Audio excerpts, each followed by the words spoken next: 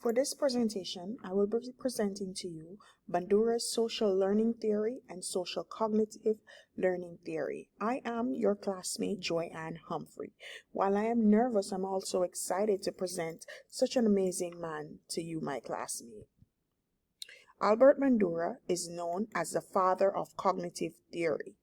The word father, such a strong word used to describe such an amazing man. He was from a small town in northern Alberta, Canada. Alberta enrolled at the University of British Columbia, where he started out as a biological science major. His interest in psychology was formed by accident, just like me. My love for teaching was always there, but I didn't enroll to do my bachelor to become a teacher. It was just power, strength, and faith. And I guess it's the same like Albert Bandura. After he finished his PhD, because of his famous studies and researches, Bandura was elected the president of the American Psychology Association in 1974. Wow. He was also elected as an outstanding lifetime contributor to psychology in 2004. Bandura graduated with his PhD in 1952. This author that took time to write this journal article, I must commend. The author speak about Albert Bandura with such respect, even referring to him as arguable the most eminent living psychologist.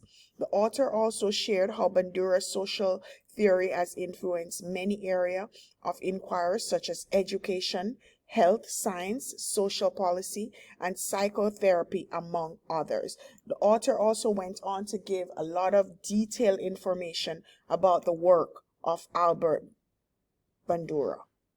My reaction: this article was very detailed and informative. The information that was presented was brought across that you could understand exactly what the author was trying to say. I enjoyed the information stated about the strengths and weaknesses of social learning theory and those of social learning cognitive theory. My thing is, when you are reading an article or when you're reading, sometimes people only dwell on the strength or they dwell on the weakness. And I like the fact that this author gave us strength and weakness so we could understand. I was intrigued to know more after reading this article.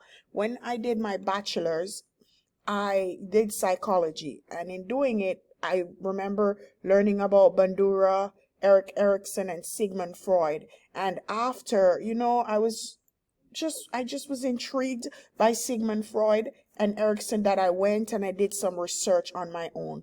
But let me tell you, when I read this journal article on Albert Bandura, I went this time and did some more research. Like, I wanted to know more about this man. The way the author presented it was so different from what happened 8 years ago. 8 years later, now I want to know more. Ethical principle. From the journal article, I learned that our choices are influenced by our belief as well as our capabilities. People learn from one another via observation, imitation, and modeling, and I'm sure we can all agree with that based on our classroom. The social learning theory and social cognitive learning theory have often been called a bridge between behaviorist learning theory and cognitive learning theory because they encompass attention, memory, and motivation. Like there's a bridge. There's a bridge between the two that you can understand.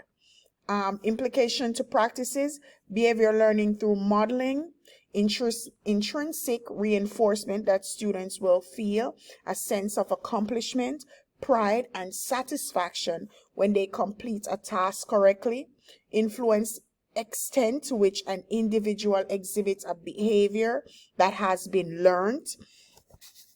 And in implication of practices, I just want to touch on this that I got while I was reading this article about attention. The person must first pay attention to the model. The more striking or different something is, the more likely it is to gain our attention.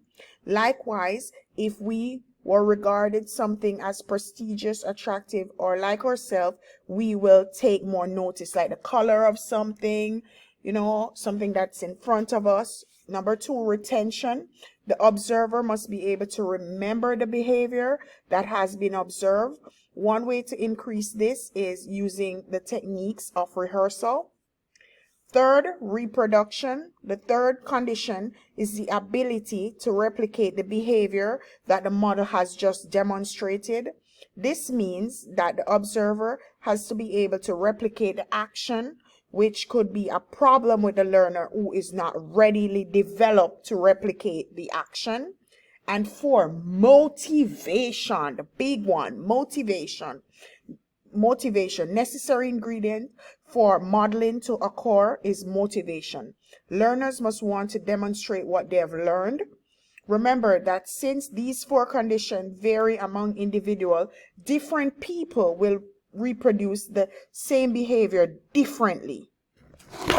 Reinforcement and punishment also plays an important role in motivation, and that's something I want us as educators to remember, that reinforcement and punishment plays an important role in motivation. And I'm big on reinforcement. I'm big on motivating my student. Punishment, nah, but find a medium. All right, Bandura, I'm going to wrap up by giving you a little of the link between social cognitive theory and social learning theory. Bandura based his studies and finding, so he basically renamed social learning theory to social cognitive theory to better describe it in 1960. Like he wanted to add more. There was just so much regarding the behavior. Some of the research that was conducted by Bandura saw that behavior were directed towards a particular goal. Behavior eventually becomes self-regulated, and cognition plays a role in learning. Some studies that he did also linked a lot to reinforcement of our student.